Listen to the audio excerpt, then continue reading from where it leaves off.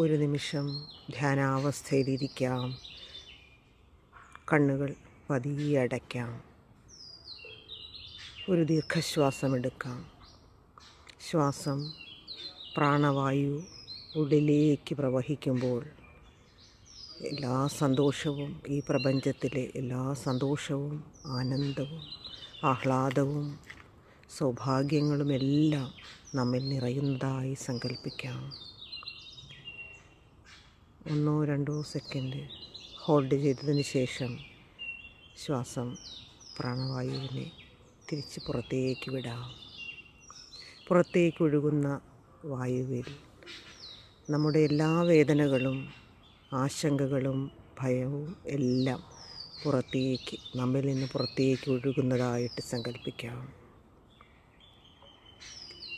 പ്രാണവായുവിനെ ഓർത്ത് നമുക്ക് നന്ദി പറയാം. ഈ കാറ്റ് വീശുന്നത് പോലെ നാം പോലും അറിയാതെ നമ്മിലേക്ക് എത്തുന്ന ശ്വാസം, നമ്മിൽ നിന്ന് പുറത്തേക്ക് പ്രവഹിക്കുന്ന ശ്വാസം. ഇതില്ലായിരുന്നെങ്കിൽ, ശ്വാസമില്ലെങ്കിൽ നമുക്ക് പ്രാണനില്ല.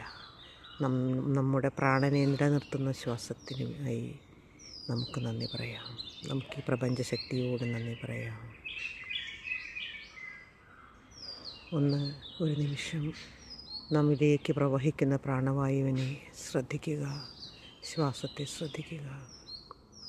ശ്വാസത്തെ ശ്രദ്ധിച്ച് എത്ര സമയം നമുക്കിരിക്കാൻ സാധിക്കുമോ അതിനനുസൃതമായി നമ്മിൽ ആനന്ദവും, ആഹ്ലാദവും, സന്തോഷവും നിറയുന്നതാണ്.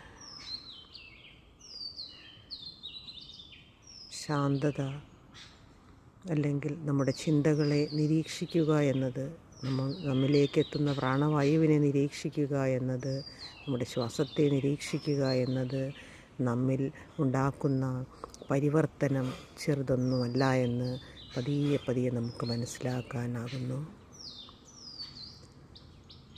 എന്നിലേക്ക് പ്രവഹിക്കുന്ന പ്രാണവായുവിന്, ഈ പ്രപഞ്ചശക്തിക്ക് നന്ദി അർപ്പിക്കുന്നു.